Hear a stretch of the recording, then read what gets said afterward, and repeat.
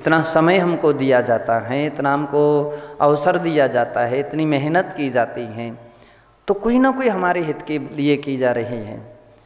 अब फिर भी हित ना करें तो भव्य दृष्टि जीव ही दुखित होगा, उसको पश्चाताप होता है। क्यों हो? अपने अंदर में कोई बदलाव नहीं आ रहा, अपने अंदर में कोई परिवर्तन नहीं आ रहा है। तो जीव क्या होता है, केवल इस बात से दुखी नहीं होता, आशीर्वाद नहीं मिला हमको पेन नहीं दिया, हमको पुस्तक नहीं दी, नहीं, ये कोई बड़ी बात नहीं है। हमारी प्रार्थना नहीं सुनाई हुई, ये भी कोई महत्वपूर्ण बात नहीं। महत्वपूर्ण बात क्या है, उसको दुख है तो बतलाते हैं, अपनी गलतियों का उसको दुख होता है। किसको? भव्य जीवों को, सम्यक दृष्टियों को अपनी गलतियों का दुख होता है, उसको अपनी गलतियों का पश्चाताप होता है, वो महसूस करता है। जिनवाणी एक दर्पण के तुल्य होती है। जिनवाणी कैसी होती है? दर्पण के तुल्य होती है। दर्पण में जैसा चेहरा आपका होगा वैसा दर्पण में दिखेगा, हैं? चेहरे में कचरा लगा है तो दर्पण में कचरा दिखेगा। जिनवाणी अपने दोनों तरीके को दिखाती हैं, अपनी गलती भी दिखाती है और अपनी अच्छाइयाँ भी दिखाती हैं, गुण भी दिखाती है तो दोष भी दिखाती है। तो सम्यक दृष्टि जीव अपने दोष देखता है कि ओहो, तो उसके विषय में उसको निंदा, आत्मनिंदा होती है, आत्मगर्हा होती हैं, पश्चाताप होता है। किसको? सम्यक दृष्टि जीव को। उसको डर लगता है कि ओहो, मैं संसार में परिभ्रमण नहीं करना चाहता हूँ, मैं ऐसा काम करूँगा तो इससे कर्म का आश्रय होगा, ऐसा काम करूँगा तो कर्म का बंध होगा, ऐसा सोच करके भाव भीरू बना रहता है। कौन? सम्यक दृष्टि। भव्य अभव्य मिथ्या दृष्टि नहीं, वो तो निर्भय है। क्या है? मिथ्या दृष्टि अभव्य जीव भयभीत नहीं रहता है, वो निर्भय रहता है। कर लो जिसको जो कुछ करना हो, कह लो जिसको जो कुछ करना हो, हमको किसी से डर नहीं, हमको किसी से कोई अंतर नहीं आता। कौन? अभव्य मिथ्या दृष्टि की भूमिका है। कौन कहेगा? किसको क्या पड़ी है तुम्हारे लिए कहने के विषय में? किसने कोई ठेका ले लिया क्या किसी की हित और अहित के विषय में? बतलाते गुरुजन तो परोपकारी होते हुए अपना काम करके पुण्य कमा लेते हैं। तुम्हारे अंदर मान लीजिए गले उतरे या ना उतरे, अभी तुम्हारी भूमिका है, ये आपकी भूमिका है। आप चाहो तो बहती गंगा में हाथ धो लो, और मत नहीं चाहो तो कीचड़ में लोटे पड़े रहो। कौन मना कर रहा है तुमको? कौन कुछ परिवर्तन कर सकता? बोले कुछ नहीं। कोई नदी किसी को पकड़ करके उसके कचड़े को साफ नहीं करती है, तुम्हारे ऊपर निर्भर करता है। तो बतला रहे हैं कि अज्ञानी जीव कदम कदम पर कर्म बांधता रहता, उसका चिंतन ही धर्म के अनुकूल नहीं रहता है, उसकी सोच धर्म के अनुकूल नहीं रहती, उसका विचार ही धर्म के अनुकूल नहीं रहता। क्यों? धर्म पर श्रद्धा ही नहीं है। भाई परिवर्तन, ये जो बदलाव आता है वो कहाँ से आता है? बोले श्रद्धा से बदलाव आता है। सम्यक दृष्टि की श्रद्धा में परिवर्तन आ गया।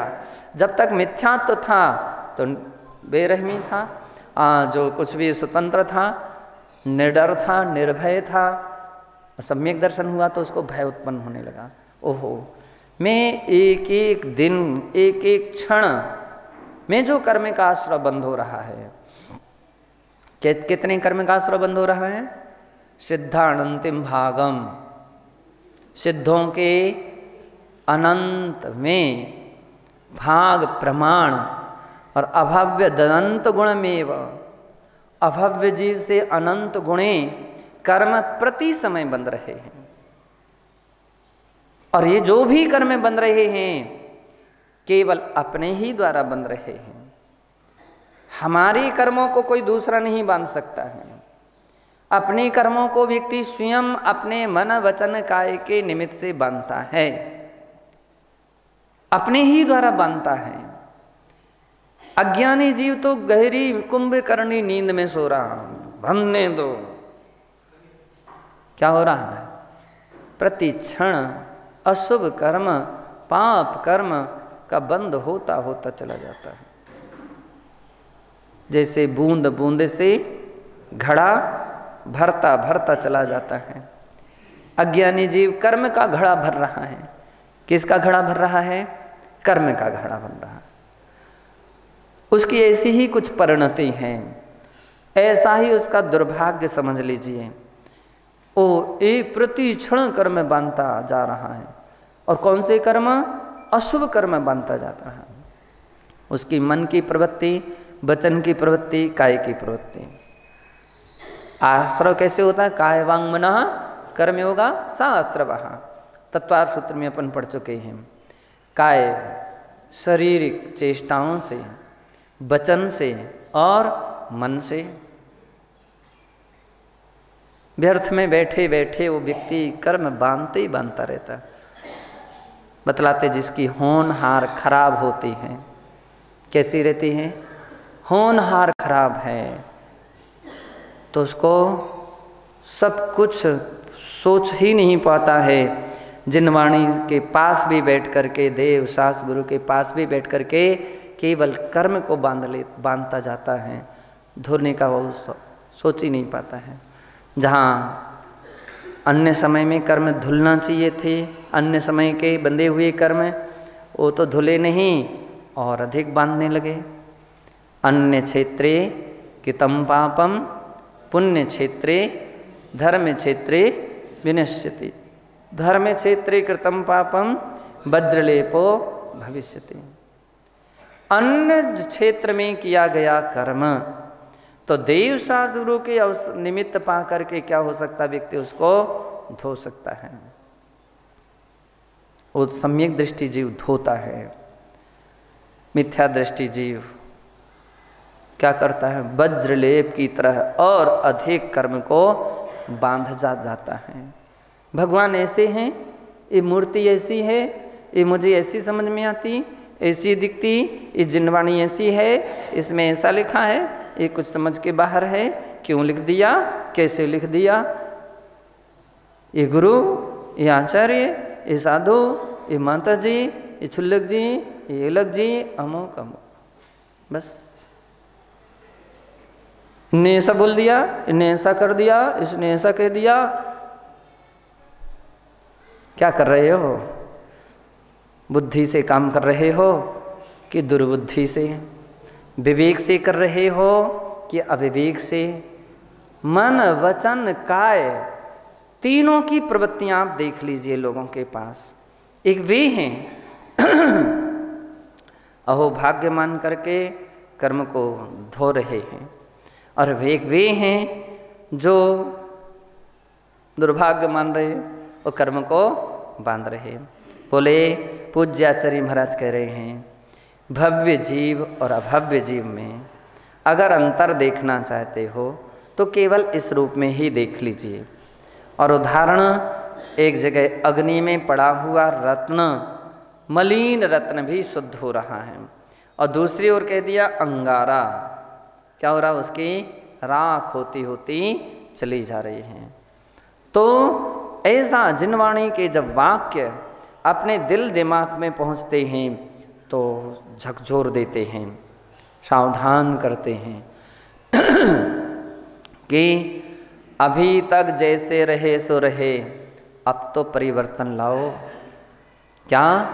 अभी तक जैसे रहे सो रहे, इतना समय व्यतीत होता चला जा रहा है, आयु का, उम्र का, दीक्षा का, साधना का, त्याग का, तपस्या का, स्वाध्याय का, और अभी तक परिवर्तन नहीं आ पाया, बदलाव नहीं आ पाया, नहीं आ पाया, नहीं आ पाया। भैया बीती ताहि विसार दे, आगे की सुध ले। अब तो सुध लो, अब तो बदलाव लाओ, अब तो परिवर्तन लाओ। समझ में आए कि आपके लिए इतनी वर्ष की दीक्षा हो गई, इतनी उम्र आपकी हो चुकी है, अब कुछ ना कुछ आपके अंदर में बदलाव आया है। आपकी दीक्षा की, आपकी साधना की एक ऐसी विशुद्धि जगी है कि जो बदलाव आपके मन वचन काय रूप प्रवृत्ति में दिखने लगा है। आपकी एक ऐसी साधना, एक ऐसी तपस्या आपने की है कि वो बदलाव आपका झलक रहा है। बतलाते हैं कि भव्य जीव सम्यक दृष्टि के अंदर में बदलाव दिखता है, अभव्य मिथ्या दृष्टि जो जीव होते हैं उनके अंदर में कोई भी बदलाव नहीं आता। बोले कोयला होए ना उजरा, सो मन साबुन जाए। कोयले के लिए 100 मन साबुन लगा दीजिए, लेकिन उसमें सफेदी नहीं आ सकती है, सफेदी नहीं आ सकती।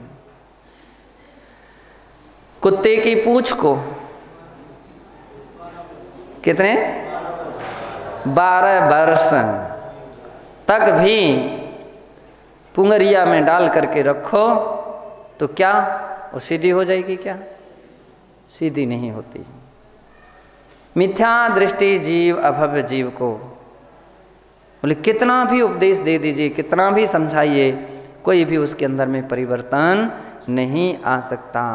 इसलिए शास्त्रों में कहा गया भव्य जीव को उपदेश देना चाहिए। किसको दीजिए? केवल भव्य सुयोग्य व्यक्ति के लिए आप दोगे, समझाओगे तो उसको समझ में आएगा।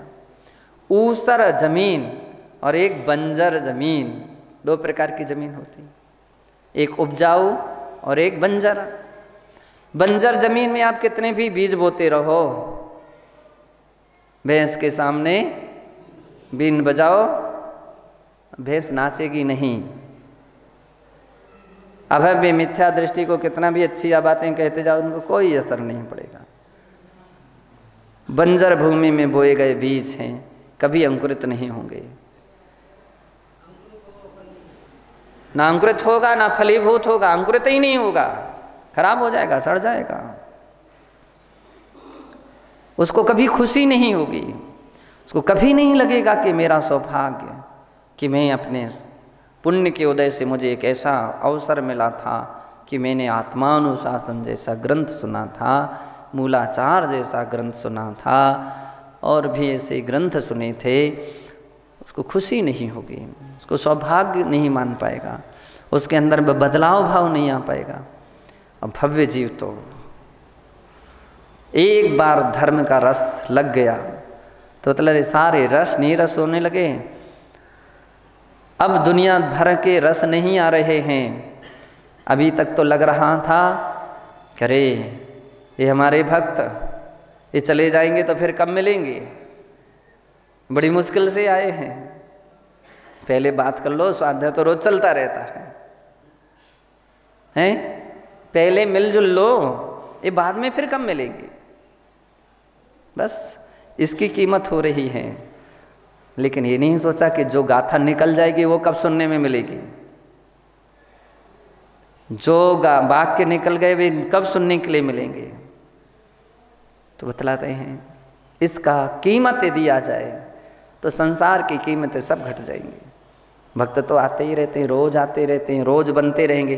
किसी के सोचने से बनाने से कोई नहीं बनता है। एक और ध्यान रख लीजिए, ये तो पुण्य है तुम्हारा, पुण्य है तब कुछ भी नहीं कहोगे तो भी सब कुछ वर्षा होती रहेगी। पुण्य है, बिना कहे वर्षा होती रहेगी। ऐसे लोग मिलते रहे, कहने वाले लोग मिलते रहेंगे, शुभ चिंतक मिलेंगे, सहयोगी मिलेंगे, देने वाले मिलेंगे, सब कुछ काम होता रहे। पुण्य नहीं है तो इंतजारी क्या, तुम पकड़ पकड़ के भी बैठा लोगे तो भी कुछ भी नहीं हो पाएगा। व्यक्ति ऐसे हाथ झरा करके फिर बाद में आएंगे, अभी हम अभी हम जाते हैं, अभी अरे सुनो सुनो सुनो सुनो और बोल अभी मुझे दूसरा काम है। और दूर से देख ली, अरे यहाँ होम के व्यक्ति बैठा, वहाँ से चलो, साइड से निकल गए। क्या हुआ, क्या बात हो गई? एक वो भक्त है जो लेन लगा करके खड़ा हुआ है, और एक वो भक्त है जो मान लीजिए कि आपकी इंतजारी करने पर भी बुलाए बुलाए भी नहीं आ पा रहा है। तो इसलिए कहा गया कि धर्म की कीमत कीजिए। धर्म है यदि तुम्हारी सत्ता में तो पुण्य होगा, पुण्य होगा तो वही तो पुण्य है। पुण्य यश प्रकृति भी पुण्य प्रकृति है, पुण्य प्रकृति है। 68 कर्म प्रकृतियाँ कैसी हैं? पुण्य प्रकृतियाँ हैं। उसमें यशा कीर्ति भी है, सभी हैं। 68 प्रकृतियाँ हैं। तो बतला रहे हैं सब कुछ कई बार ना सोचो, ना समझो, ना विचार करो तो भी होता रहता है। तो कहना चाहते हैं आचार्य भगवान यहाँ पर कि हे भव्य, तो अपने अंदर में धर्म का रस जगा, धर्म की कीमत कर लो।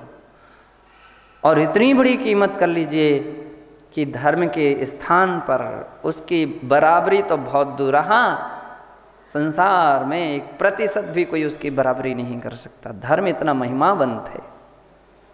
धर्म है तो सब कुछ है, और धर्म नहीं है तो सब कुछ होकर के भी कुछ भी नहीं है। भक्त भी जो तुम्हारा बनेगा वो केवल तुम्हारी धर्म साधना को देख करके प्रभावित होगा। है तो वह दौड़ दौड़ करके आएगा, और नहीं है तो आ करके भी देख करके अरे क्या बातें करते बैठे देखे गए। हमने कभी नहीं देखा उनको स्वाध्याय करते हुए, कभी नहीं देखा माला फेरते हुए, कभी नहीं देखा कोई प्रतिकोण करते हुए, कभी नहीं देखा सामायिक करते हुए, कोई पाठ करते हुए। क्या हुआ? वो भी भक्त देख करके जाता है, वो भी भक्त है, वही तो बातें कर रहा है। तो बतला रहे हैं कि इसलिए धर्म की कीमत कीजिए। एक बार अंदर श्रद्धा से, पवित्र मन से धर्म का आनंद ले लीजिए, फिर संसार में आपको रस नहीं आएगा। तो बतला रहे हैं इस प्रकार से भव्य और अभव्य जीव की पहचान होती है, ऐसा यहाँ पर ध्यान रखना चाहिए। ओम नमः सिद्धेभ्यः।